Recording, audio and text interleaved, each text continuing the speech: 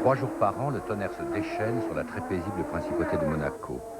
À 200-300 km à l'heure, les monstres de la Formule 1 déboulent dans les avenues, corniches, tournants et tunnels, à portée de main d'une foule fascinée qui, grisée par un doux parfum d'essence, d'huile de ricin et de pneus brûlés, n'a plus un regard pour le casino, l'hôtel de Paris, la mer, les yachts, les boutiques de luxe ou même les banques. Monaco, le dernier circuit en ville, une survivance ou plutôt une tradition, une exception absolue. Tous les autres circuits sont fabriqués sur mesure pour la course. Revêtement des pistes, périmètre de sécurité qui tiennent le public à distance, vaste dégagement pour les maladroits qui rateraient un virage. Rien de tel à Monaco. Et malgré, ou plutôt à cause de cela, c'est le plus grand rendez-vous du monde pour tous les passionnés de course automobile. Graham Hill, l'un des princes de Monaco, décrivait ce circuit par ces mots. Il est si facile de manquer de précision. Heurter un trottoir peut vous faire déraper, et il n'y a pas assez de place pour déraper. On se flanque dans un poteau électrique, un lampadaire, un hôtel, une boîte de nuit. If, for tomorrow, there was an application put in Si the demain, governing body of on motorsport présentait une demande aux instances du sport automobile pour créer un circuit comme Monaco, as Monaco, it elle ne would serait never jamais be acceptée. accepted. La permission serait refusée. On ne donnerait jamais de licence. But Monaco is the show. Mais Monaco est la vitrine de la Formule 1. Elle représente tout ce que la Formule 1 incarne. Et elle représente le sport automobile de la meilleure des façons. In the best way. À Monaco, le vainqueur ne marque pas plus de points qu'ailleurs. Mais pour un jour, le vainqueur est le roi de la piste, le roi de Monaco. À mon avis, la victoire la plus impressionnante qu'on puisse remporter, c'est le Grand Prix de Monaco. On peut évidemment penser à Indianapolis. On peut penser à Silverstone. Mais malgré cela, c'est Monaco qui, à mon avis, est certainement la victoire la plus fantastique qu'un pilote puisse décrocher durant sa carrière. Certainement qu'une victoire là-bas, c'est super. C'est un endroit légendaire, il y a une très bonne ambiance. Comme la piste est très difficile, on doit apprécier encore plus de gagner là-bas plutôt qu'ailleurs. Monaco la mondaine, la guindée, s'enthousiasme, se colore, se fait excentrique, se dévergonde.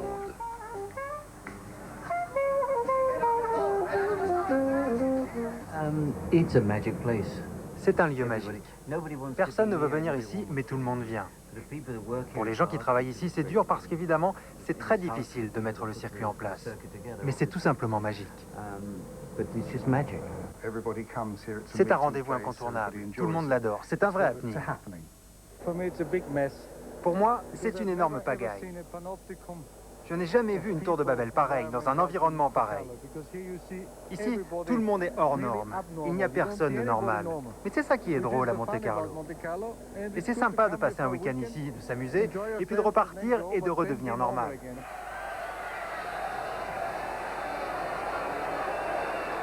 Monaco, c'est la communion avec le public, la remise des prix avec la famille princière. Vous voyez aussi les médias qui sont là, parce que c'est quand même... Là, vous avez vraiment l'impression d'être le centre du monde pendant quand même quelques minutes. Et c'est un peu un mini championnat du monde. Voilà.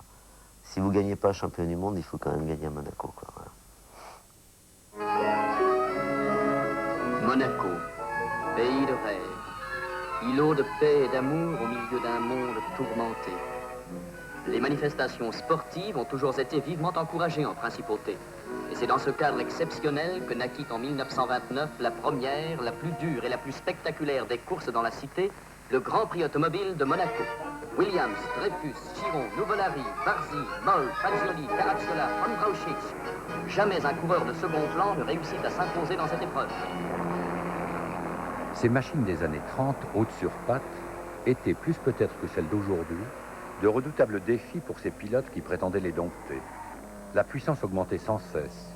Plus de 500 chevaux pour les Mercedes et Auto Union de 1938. Les organisateurs du début voulaient une distraction, une attraction pittoresque et touristique. Ils ont ouvert la porte à une déferlante de violence mécanique. Sans respect pour un décor où ils ne voient qu'un parcours d'obstacles, les pilotes se jettent dans une brutale bagarre de rue. Les pilotes, c'est Cambrouis et Champagne. Parmi eux, des aristocrates comme Philippe de Rothschild qui court sous son seul prénom. Mais la plupart de ces visages noircis appartiennent à des garagistes enragés, des saltimbanques qui courent la prime à travers l'Europe. Comme le premier vainqueur de 1929, le Français Williams, ou son compatriote René Dreyfus,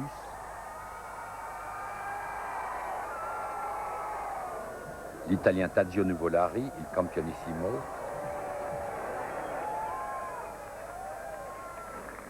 et encore les Allemands, Rudolf Caracciola ou Manfred von Brochitsch.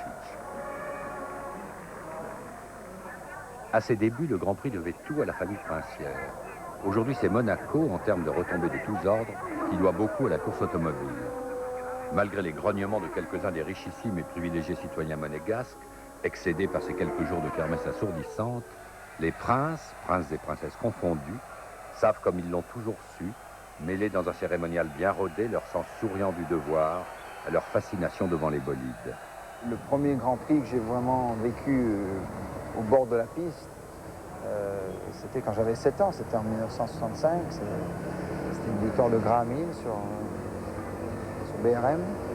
Et c'est là où j'en avais pris plein les yeux, plein les oreilles, même si je me les protégeais déjà à ce moment-là.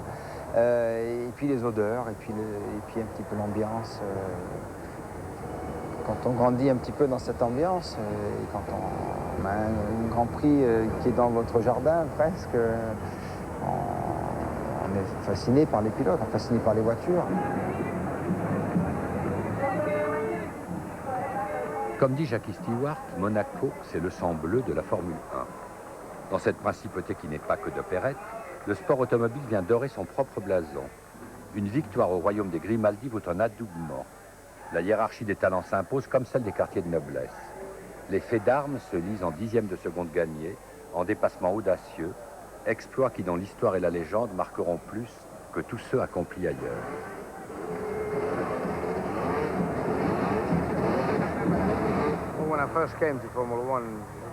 Quand je suis arrivé en Formule 1, j'avais très clairement 3 objectifs principaux à atteindre. Gagner ma première course, gagner à Monaco et gagner le championnat. Donc, Monaco était une étape essentielle. Dennis Hulme savoure ici sa victoire de 1967 devant Graham Hill.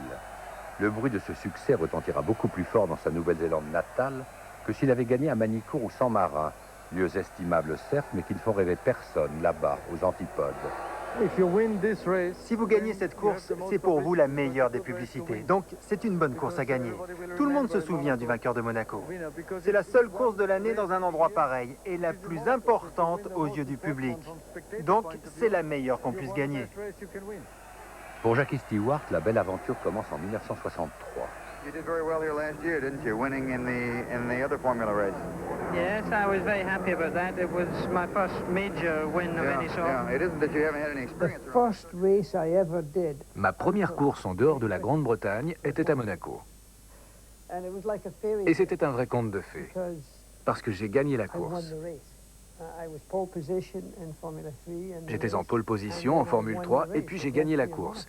Le Grand Prix de Monaco de Formule 3. Et à l'époque, le vainqueur du Grand Prix de Formule 1, qui cette année-là était Graham Hill, et le vainqueur de la course de Formule 3 était invité à la table du prince régnier et de la princesse Grace. Donc c'était énorme pour moi. Imaginez, ma première visite à Monaco était fantastique.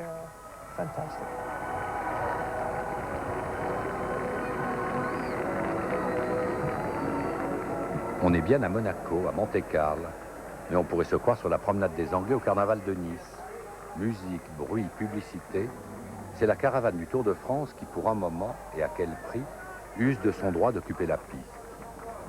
En attendant le départ, la piste appartient aussi à ces spectateurs privilégiés qui, en attendant d'aller occuper leur siège, se prennent pour le spectacle.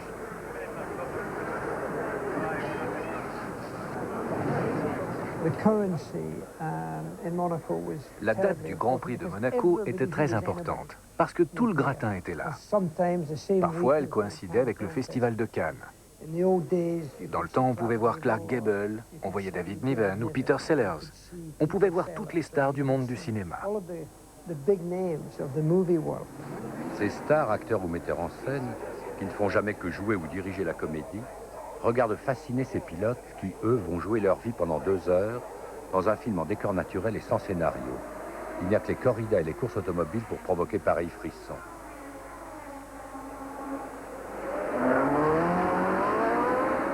Il y a une folie de la part des gens qui viennent, de la part même de ce côté un peu showbiz, m'as-tu vu, enfin je veux dire c'est un truc, on est là pendant ça dure pratiquement une semaine, quoi, 4-5 jours, c'est un truc de dingue, quoi. Les gens sont au Festival de Cannes et ils viennent Monaco, un peu pour se faire voir, machin. Enfin, c'est un ensemble de choses qui fait que on n'est plus du tout dans une période normale, quoi. On est en dehors du temps. Pendant 5 jours, on vit dans un monde un peu de rêve, un peu de... On hallucine.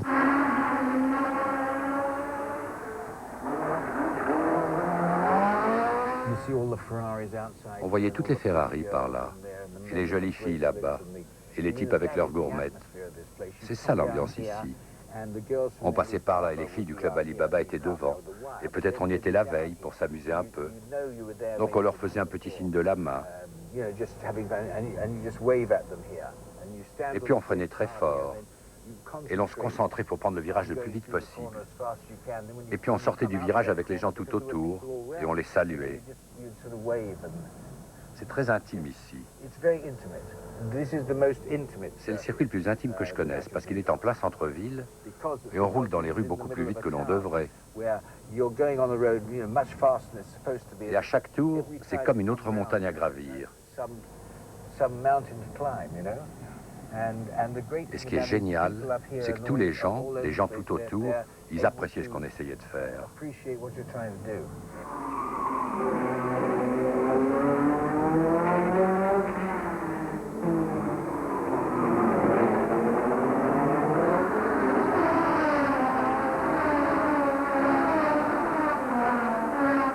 C'est le seul Grand Prix Monaco où vous avez le contact avec le public. Et ça, c'est vraiment extraordinaire. Je me rappelle certaines courses où vous voyez, vous savez ce qui se passe dans la course en fonction de ce que fait le public. Que ce soit les drapeaux Ferrari ou les autres, les gens se lèvent ou machin, vous savez qu'il se passe quelque chose. Et c'est assez incroyable. Chaque année, le Grand Prix attire environ 150 000 spectateurs. Les moins fortunés s'agglutinent à même les pentes. Les plus riches paient jusqu'à 3 000 € une place dans les tribunes. Les balcons qui dominent la piste se louent 20 000 € et parfois plus. Comme une loge à l'opéra où l'on peut voir, recevoir et être vu, avec, avantage, un œil sur le circuit et l'autre sur la télévision, pour vraiment comprendre ce qui se passe dans la course.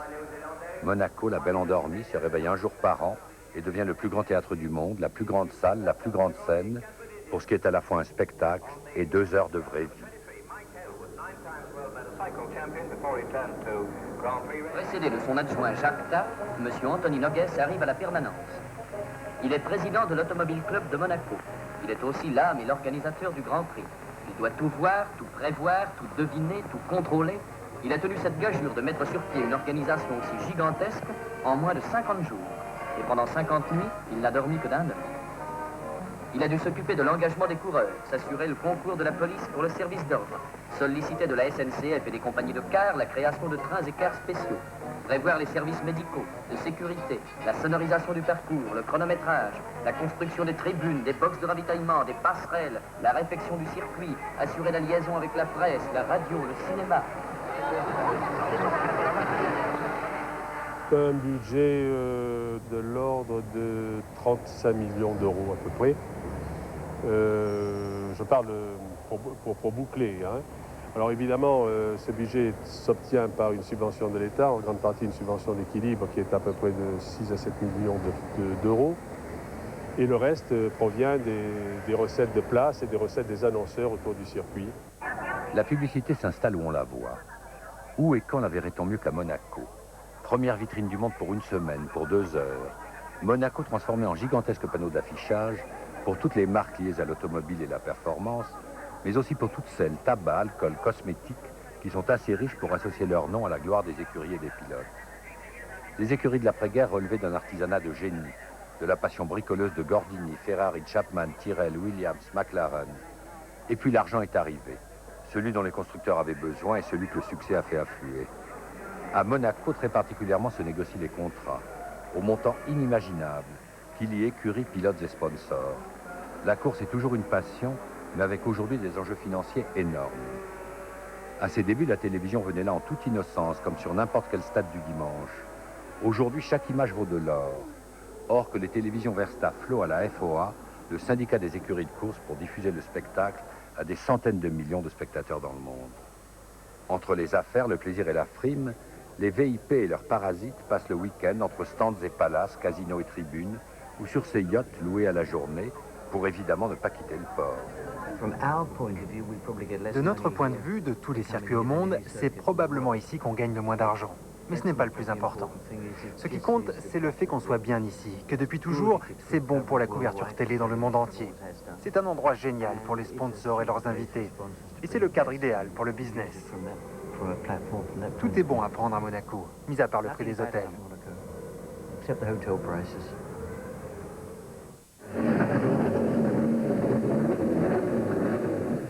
Cette année-là, Tyrrell avait inventé le double train à vent, un essai sans suite. Bien, nous allons partir ensemble pour faire un gros Monaco. Nous partons descendre. Premier, deuxième, troisième. Toutes les trois, on va pas aller trop vite. La chicane des Sandevas est négociée normalement en seconde. Plus vite la montée de Sandevas. C'est une chicane très rapide qui passe à fond. On est sorti à peu près à 220 à l'heure. Pour un freinage léger et à gauche. Le gauche de l'hôtel de Paris qui se négocie au troisième et le droit du casino. Le circuit est très difficile parce qu'il demande beaucoup de changements de vitesse. Il n'y a pas de ligne droite pour se reposer, il n'y a aucun temps de répit. Le gauche le plus lent du circuit, avec le virage de la Rascasse, nous sommes ici au virage de l'ancienne gare. Le virage du Portier en seconde. Le bord de mer et le fameux tunnel.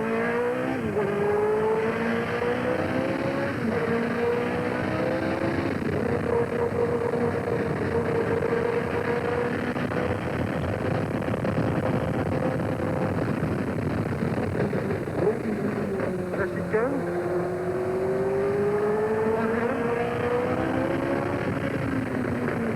Là, du bureau de tabac, toujours en troisième.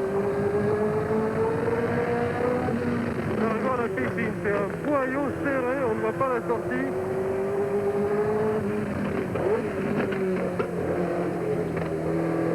Droite-gauche de la piscine.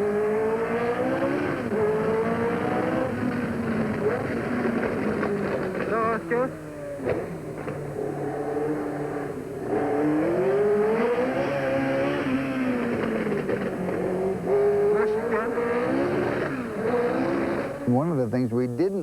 Une des choses qu'on n'aimait pas à Monaco, c'était le côté artificiel. Avec autant de virages serrés et autant de courtes lignes droites, on disait à l'époque que si cela s'était passé ailleurs qu'à Monaco, on n'aurait jamais couru. Parce que le circuit est tellement petit, ridicule et encombré. Je pense que même ceux qui ne l'aiment pas, en tout cas en tant que pilote, ils ne laissent jamais indifférent. Je veux dire, conduire à Monaco, c'est quand même assez incroyable, quoi. Et ça reste, je pense, vraiment dans les meilleurs souvenirs d'un pilote, de toute façon.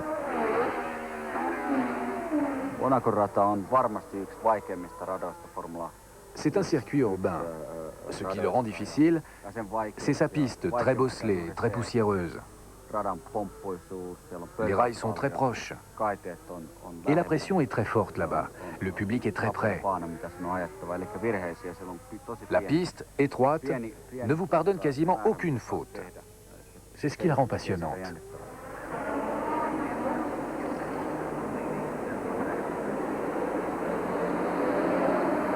Les pilotes retrouvent dans leurs gestes l'explication de chaque manœuvre, de chaque virage. La main mime la trajectoire, remplace les mots, figure la voiture. Gestuel rituel, langage codé d'une profession très fermée. Manager, ingénieur et pilote, échangent d'informations et analyses.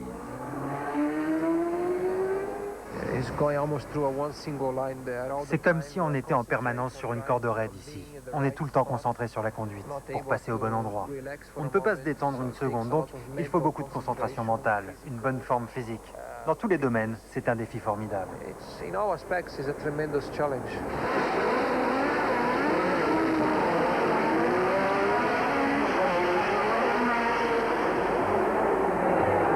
Jean-Pierre Beltoise au commandement, oui, Jean-Pierre Beltoise qui est parti. One year I finished fifth. Une année, j'ai terminé 5e, quand Jean-Pierre Beltoise a gagné. I had a duodenal ulcer. J'avais un ulcère à l'estomac, dont l'hémorragie provoquait des problèmes sanguins. Blood count was very low, and I was Je faisais des erreurs, j'ai fait beaucoup d'erreurs. Et j'ai eu de la chance de terminer 5e. But it was because my mind wasn't working correctly. Mais c'était parce que mon esprit ne fonctionnait pas correctement.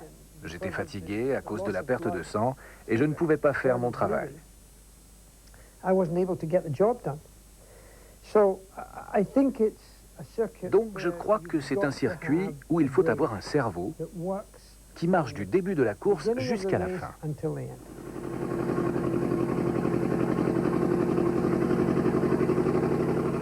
C'est peut-être un des endroits quand même où la voiture fait toujours la différence, mais certainement pas autant que sur un circuit traditionnel, hein. Donc le fait que le pilote prend une part un peu plus importante que la voiture sur ce genre de circuit est quand même important. À Monaco plus qu'ailleurs, le talent est visible.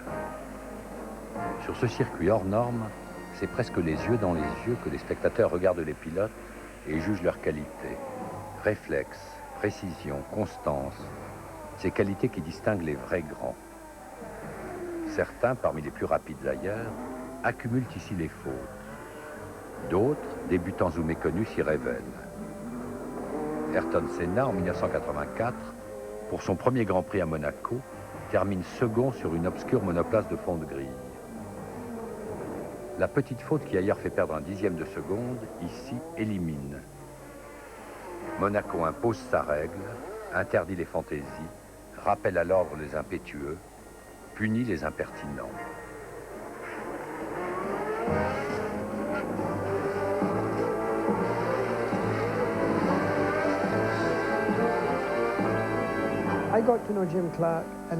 J'ai connu Jim Clark et j'ai pu apprendre avec Jim Clark.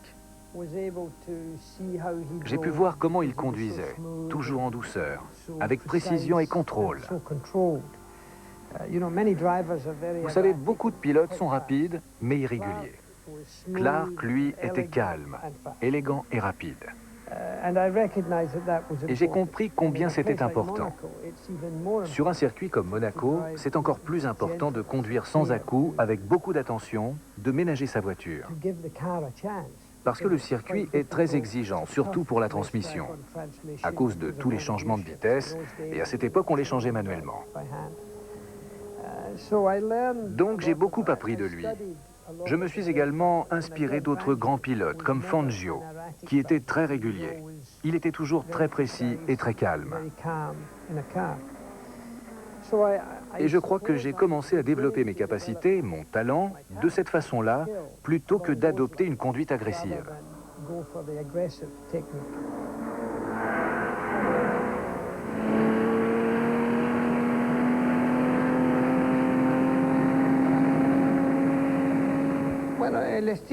En fait, le style vient avec le temps. Personne ne naît avec le savoir. À mes débuts, quand je courais, j'agrippais le volant de toutes mes forces, jusqu'à me blesser les mains. Peu à peu, j'ai compris que ça ne servait à rien et que l'on conduisait beaucoup mieux avec le bout des doigts. Tout s'apprend avec le temps. Personne ne naît avec le savoir. Commander à la machine ne suffit plus. Il faut se l'approprier jusqu'à ce qu'elle devienne une extension de ses propres gestes. L'autre facette du pilotage, c'est de savoir analyser chaque réaction de la monoplace pour l'adapter, la régler, la domestiquer, jusqu'à sentir remonter dans ses poignets, dans tout son corps, le travail des suspensions, jusqu'à percevoir avec ses propres nerfs tel endroit de la piste où les pneus adhèrent au mieux, tel autre où la voiture amorce un dérapage. Et Monaco, circuit non permanent, n'est accessible que durant de courtes heures les jours précédant le Grand Prix. Il faut gérer son week-end en fonction de la voiture qu'on a, en fonction du tracé. Il faut connaître aussi un peu le climat. Il y a un microclimat là-bas, il y a chaleur, humidité. Tout ça, ça a l'air de rien, mais quelqu'un qui domine un peu son sujet, il sait comment conduire, il sait comment utiliser les pneus, il sait comment justement ne pas changer. Souvent on dit qu'il faut régler la voiture. Il faut régler la voiture, mais souvent il est important de ne rien changer sur la voiture, d'attendre de bons moments pour changer, parce que l'adhérence, on sait qu'elle va évoluer en fonction du temps, en fonction de quelle voiture va rouler sur la piste, etc. Ça, ce sont des exemples que je peux vous donner, mais c'est un travail très cérébral, très cérébral, parce que ce qui compte, c'est la position sur la grille de départ, c'est-à-dire régler sa voiture le mieux possible pour les qualifs. Les qualifications, la veille de la course. Le premier temps fort d'un week-end en 3 actes. L'enjeu, obtenir la meilleure place sur la grille de départ. À Monaco plus qu'ailleurs, l'exercice est difficile et important. La raison pour laquelle on a une grille de départ dans le sport automobile, avec le plus rapide devant et les moins rapides plus loin, ça vient de Monaco. La grille a été inventée ici en 1933. Jusque-là, on établissait la grille par un tirage au sort et on jugea cette pratique injuste à Monaco parce qu'on ne pouvait pas doubler. Donc, c'est comme ça depuis 70 ans. Se qualifier en première ligne, obtenir la pole position, à Monaco plus qu'ailleurs, c'est poser un pied sur le podium. L'exercice est crucial et il est très différent de la conduite en course. C'est l'instant où les Formule 1 vont le plus vite. Plus encore que pendant la course, où il s'agira de tenir 80 tours. En qualification, sur un seul tour, il faut tout donner et accrocher le meilleur chrono absolu. La concentration est extrême, l'effort physique explosif. Le pilote est le plus souvent en apnée. Les plus grands chasseurs de pole position à Monaco s'appellent Jim Clark, Stirling Moss, Ayrton Senna, Alain Prost, Michael Schumacher. Pendant les 80 ou 100 secondes que dure l'exercice, certains pilotes atteignent à un véritable état de grâce, comme plongés dans une sorte de transe. Les qualifications ici, c'est un véritable sprint, plus que sur tout autre circuit. Un sprint incroyable. Parfois, il faut tant d'énergie, tant de concentration, que l'on ne voit plus rien à part la piste étroite. Les rails, les murs et les roues. Sans arrêt, on positionne les roues par rapport aux rails. On coupe au plus fin, en évaluant la distance entre les roues avant, les roues arrière et les rails, à 100, 200, 250 km/h. Donc c'est vraiment très excitant de conduire ici à Monaco.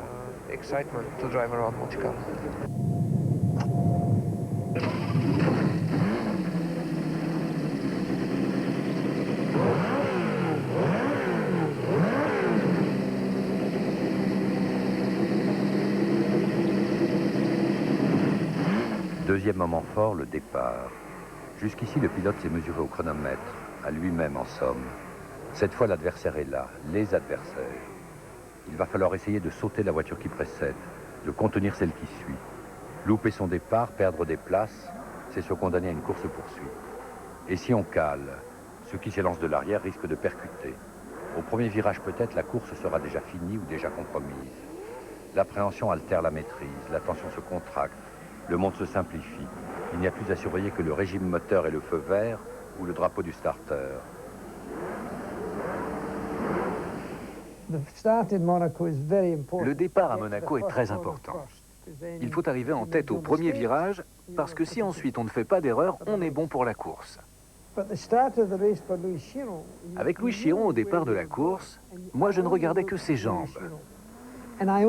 Parce qu'en levant le drapeau, en raison de son âge, il ne pouvait pas le baisser sans plier ses jambes.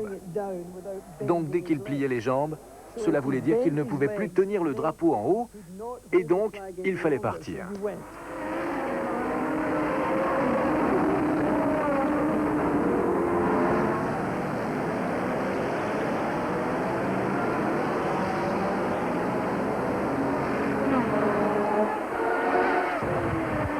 La course est lancée. Dans les années 30, elle dure 4 heures et 100 tours. Aujourd'hui, 2h70 tours, parce qu'elle est infiniment plus rapide et plus dense. Monaco, c'est 3000 changements de vitesse, plus de 300 km/h à la sortie du tunnel. Et les puissances augmentent, sur une piste toujours aussi étroite. Dans les années 80, les 1000 chevaux ont été dépassés. Une violence qui enveloppe le pilote, à lui de garder son calme.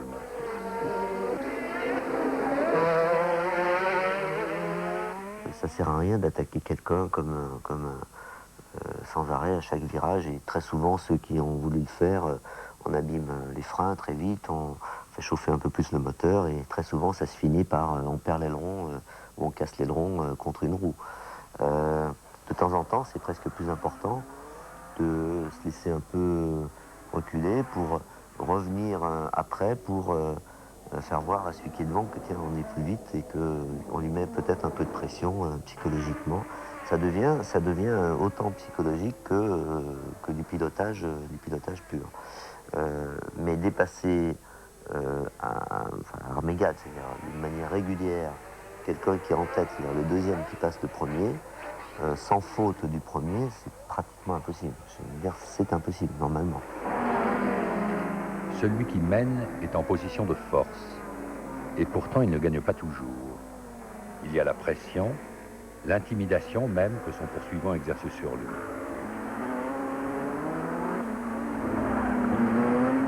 Et puis, il y a la chance. Il existe un proverbe qui dit « il faut provoquer sa propre chance ». Il s'applique tout à fait au circuit de Monte-Carlo, car ici, il est impossible de gagner sans un minimum de chance. 79e tour, véritablement on y croit et dans le public et dans les pilotes, ça y est, Jim Clark a gagné, il ne peut plus être battu. Et pourtant, au tour suivant, c'est le coup de théâtre de ce 21e Grand Prix automobile de Monaco. Comme tout coup de théâtre, évidemment, personne ne s'y attendait. Jim Clark coince sa boîte de vitesse au virage du gazomètre, c'est la mort dans l'âme que le pilote écossais est contraint à l'abandon. Ce dont profitera bien sûr le Britannique Graham Hill pour prendre la tête. Hill qui, 2 ans plus tard, en 1965, semble perdre la course.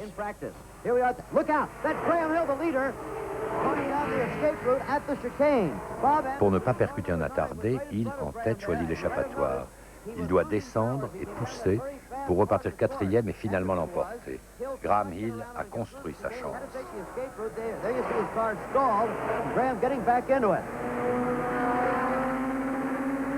Bruce McLaren tente de faire repartir sa Cooper. Monaco est une course par élimination. Chaque année, abandon et désillusions sont nombreux.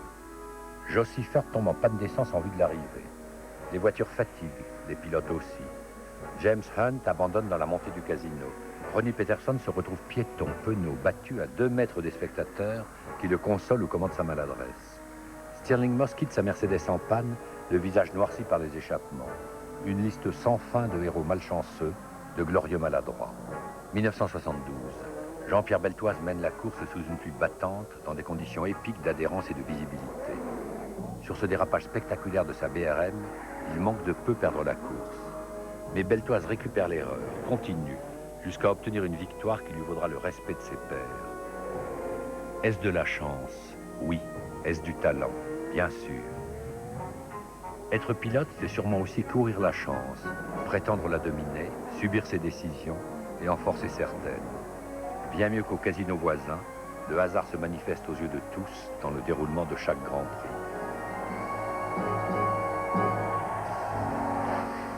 En 1982, à 3 tours de la fin, course gagnée, la Renault d'Alain Prost tape violemment le rail.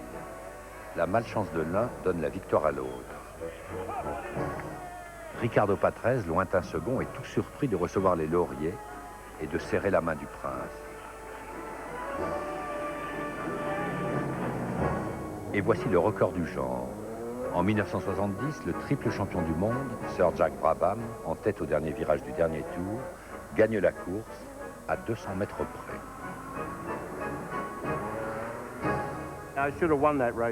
J'aurais dû gagner la course, mais malheureusement, une voiture est tombée en panne d'essence juste avant le virage. Et j'ai pris le mauvais côté de la piste, qui était très sablonneux. Donc, je n'ai pas pu m'arrêter. J'ai touché le rail et le moteur a calé. Quelqu'un a sauté par-dessus la barrière pour pousser la voiture. J'ai essayé de l'empêcher, mais il a perdu l'équilibre et il est tombé sur mon capot. Il était allongé sur la voiture. Donc, ce n'était pas vraiment évident de redémarrer. C'est Jochen Rindt qui franchit en tête la ligne d'arrivée, au grand désarroi du directeur de course qui attendait Brabham et le laisse passer sans agiter le drapeau. C'est pourquoi le Grand Prix de 1970 durera un tour de plus. Sur un circuit ordinaire, les fastes de la victoire paraissent parfois un peu artificiels, répétitifs. Le vainqueur de Monaco, lui, parcourt le tapis rouge, monte les marches en haut desquelles l'attendent un prince et une princesse. Décorum étant, il se sent intronisé parmi les plus grands noms qui seuls composent ce palmarès exceptionnel. Juan Manuel Fangio, 2 fois vainqueur. Stirling Moss, 3 fois vainqueur. L'Écossais Jackie Stewart, 3 fois vainqueur, et fier en plus d'une victoire acquise en Formule 3 qui le révéla. Graham Hill, 5 fois vainqueur. Niki Lauda, 2 fois vainqueur, comme Mika Hakkinen ou David Coulthard. Alain Prost, 4 fois vainqueur. Ayrton Senna, 6 fois vainqueur, comme Michael Schumacher, 6 victoires pour le moment. C'est un circuit tellement particulier. L'ensemble du circuit est fou du point de vue du pilotage et en même temps, il représente une motivation énorme. Lorsque la course se déroule bien, c'est une grande joie. Pour un pilote, le fait de terminer la course est déjà une satisfaction en soi. Mais lorsque la victoire est à l'arrivée, le bonheur est immense.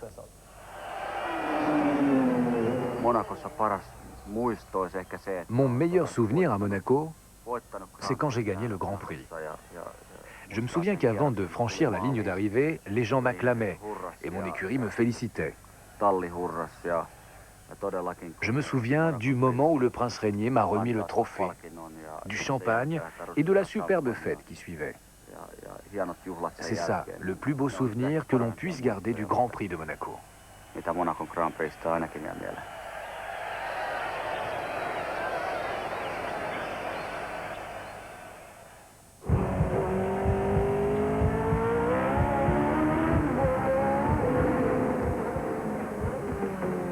Nos gestes quotidiens s'accordent à nos possibilités physiques, à notre fragilité.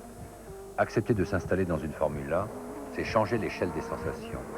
Une simple pression du pied vous propulse à 300 km/h. Là, il faudra une vue exceptionnelle, une précision hors norme, une résistance au vertige digne d'un acrobate. Et les meilleurs pilotes du monde semblent disposer d'une autre singularité encore, une confiance en soi disproportionnée. Je courais avec un vrai sentiment de confiance en moi et que rien ne pouvait m'arriver, tout en acceptant qu'au détour d'un virage, avec un peu d'huile sur la piste, il pouvait m'arriver un accident malgré moi. Ou encore, en plein milieu d'une courbe, une voiture sur ma trajectoire, je pouvais la percuter. Donc j'ai accepté ces risques-là, mais je n'ai jamais cru a priori qu'un accident pouvait résulter d'une erreur de ma part. Les pilotes sont les conducteurs les plus adroits qui soient, les plus aptes à éviter l'accident. Mais la compétition les place constamment à la limite de leurs possibilités. Alors le danger existe, bien sûr. Pour un tennisman, la faute, c'est une balle au-delà de la ligne. Pour un pilote, c'est toucher le rail et les conséquences sont tout autres. Mais il est peu conscient de cette dimension du jeu. Pour lui, un accrochage, ça signifie d'abord perdre la course. L'abandon, la blessure même, le pilote les voit avant tout comme une entrave dans sa quête de la victoire. Ce détachement passe pour du courage. Il fonde la fascination des foules, l'idolâtrie presque. Non, les spectateurs ne viennent pas sur un circuit pour se repaître des accidents. Mais c'est parce que la sanction est possible que l'audace est admirable. À Monaco, les rails sont plus près, l'exercice plus dangereux, l'admiration plus forte. Le risque le plus important, à mon avis, à Monaco, c'est vraiment l'accrochage, c'est-à-dire la voiture qui monte sur une autre et qui peut partir en l'air. Notamment, enfin un peu partout, mais notamment monter du casino, parce que quand vous avez des S comme ça, souvent vous avez une voiture ralentie, l'autre passe vraiment très très près. Il suffit que la voiture décolle pour s'emballer ou redescendre derrière. Sortie du tunnel, pareil. Il y a quand même 2-3 endroits où c'est compliqué. Sinon, le risque d'un pilote qui sort de la route, etc., tout seul, il n'est pas plus important qu'ailleurs parce que la vitesse, souvent, est quand même un peu moins, dans certains endroits, un peu moins élevée. Et malgré tout, c'est peut-être, certainement le circuit qui a le plus évolué depuis chaque année pratiquement. pour améliorer ce qu'on peut faire en termes de sécurité. Les commissaires sont extrêmement bien entraînés, ça va très très vite pour dégager une voiture. Donc toutes ces choses-là, c'est quand même très important. Nous avons fait un effort maximum avec tous les corps de l'État, pompiers, police, ambulance, plan Orsec, 43 réanimateurs sur le circuit, 150 médecins de ville, une cellule animée par les pompiers de Paris, une cellule dite de catastrophe, on peut traiter jusqu'à 80 personnes. Et quand j'ai bien dit tout cela, c'est bien sur le papier. Que se passerait-il si malheureusement tout cela devait être activé? 1967, à bord de la Ferrari numéro 18, Lorenzo Bandini.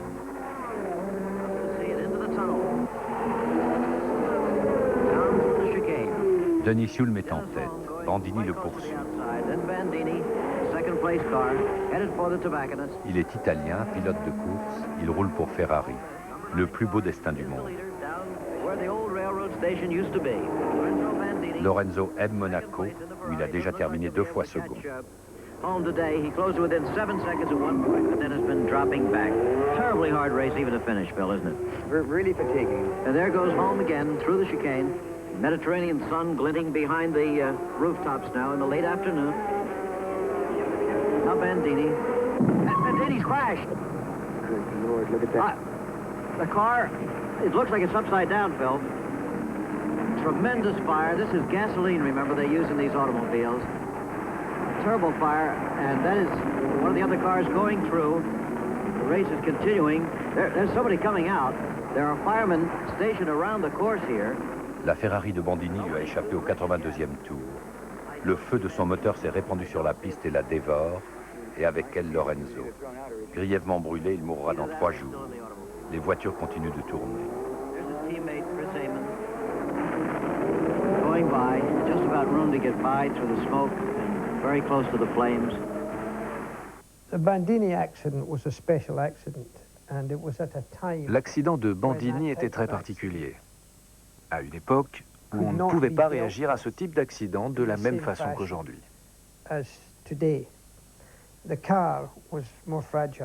Les voitures étaient plus fragiles.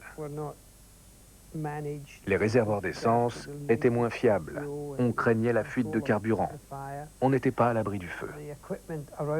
Aujourd'hui, les dispositifs anti-feu et les équipements autour du circuit sont très sophistiqués et on peut éteindre un feu très rapidement. Et puis les obstacles qu'il a heurtés n'existent plus aujourd'hui. On a fait beaucoup de progrès. Et je suis très fier d'avoir participé à l'évolution d'un sport très dangereux qui est devenu très sûr.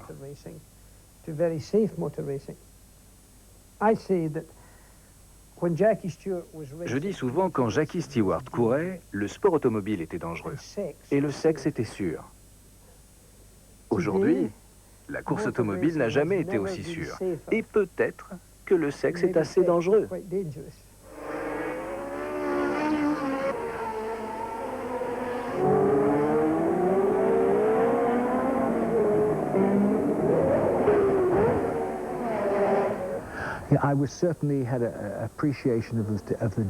Moi, j'appréciais le danger. Ça faisait vraiment partie pour moi du plaisir de courir. Maintenant, le danger a été éliminé. Quand il y a une difficulté, on ajoute une chicane. Alors maintenant, le danger est minime. C'est bien, parce qu'il n'y a pas de blessés. Mais à mon avis, le fait qu'on sente le danger au-dessus de nos têtes, ça rendait la course plus excitante. C'est comme si tu flirtes avec une fille. C'est plus excitant que de payer une prostituée. Avec l'une, on connaît le résultat, avec l'autre, pas. Et je crois que dans la conduite d'une voiture, le danger est un ingrédient essentiel. En cuisine, tu as besoin de sel. On peut faire la cuisine sans sel, mais c'est sans goût. Et dans le sport automobile, c'est pareil, à mon avis.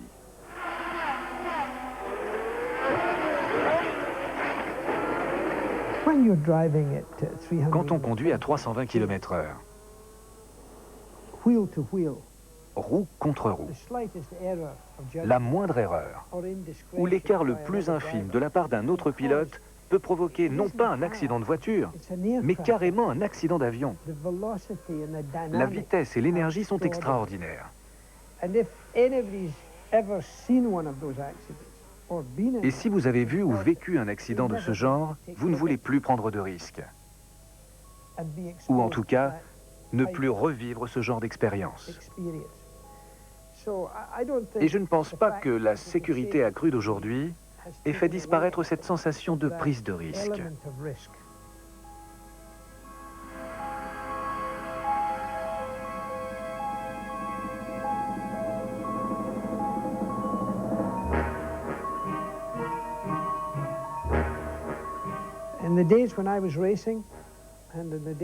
À l'époque où je courais, et même bien avant, le nombre de pilotes qui se tuaient était effrayant. Ma femme Hélène et moi connaissions 57 pilotes qui sont morts. Pas simplement nos amis les plus proches, mais des collègues, des copains. Et puis malheureusement, 5 ou 6 de mes amis les plus proches se sont tués au volant de voitures de course.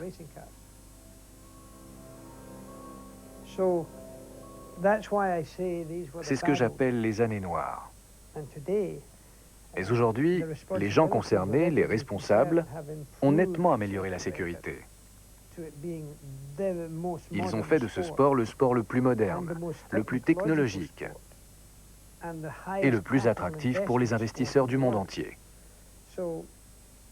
Ça reste un sport unique.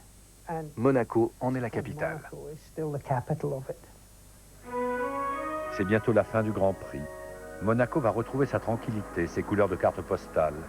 Les foules vont repartir, les avenues retrouver des machines à leur mesure, Rolls des citoyens privilégiés et scooters pétaradants des travailleurs. Car il faut beaucoup de travailleurs pour assurer le bien-vivre des rentiers. Le visiteur de passage va goûter à nouveau ce rythme de vie très particulier, qui devant la mer, sous le soleil, ressemble à de perpétuelles vacances. Mais pourquoi donc ce petit paradis feutré a-t-il besoin et envie de son cataclysme annuel? Et pourquoi le monde bruyant de la Formule 1 vient-il se poser dans un lieu aussi peu fait pour lui? À part les vulgaires explications financières auxquelles nous refusons de nous arrêter, la bonne explication est peut-être dans le besoin d'un moment de folie annuel chez les deux partenaires. L'envie de sortir de la monotonie, celle des grands circuits trop bien sécurisés pour les gens de la Formule 1, celle du calme non moins sécurisé de leur principauté pour les monégasques. Bien des circuits parmi les plus prestigieux ont disparu. Comme une anomalie en des temps raisonnables jusqu'à l'excès, Monaco perdure. Mais pour combien de temps? Je crois que ça fait partie de la tradition du sport automobile. Cette course existe depuis plus de 70 ans. Et tout le monde considère Monaco et son Grand Prix comme indissociables. Donc, je pense qu'elle est fondamentale dans la Formule 1. Et c'est difficile d'imaginer que cela change. Mais comment pourrions-nous le laisser disparaître? On fait partie de Monaco et Monaco fait partie de nous. Il n'est pas impossible que Monaco disparaisse un jour du calendrier. Si de graves accidents se reproduisaient, il y aurait un risque sérieux. Parce qu'en fin de compte, si les instances sportives n'arrêtaient pas la course, d'autres services professionnels le feraient à leur place. Les sociétés d'assurance, les responsables de la sécurité publique, etc. Je suis sûr que par moment, le budget du Grand Prix de Monaco est remis en question. Autrement dit, est-ce qu'on dépense trop d'argent pour ceci ou pour cela? Mais plus ils dépenseront d'argent pour améliorer la sécurité, pour réduire les risques, les dangers, les aléas, et plus particulièrement pour contenir les accidents dans la zone délimitée par la piste, plus le Grand Prix de Monaco aura des chances de survivre. Et on espère que ce sera pour toujours. Parce que Monaco, c'est un joyau de la couronne de la Formule 1.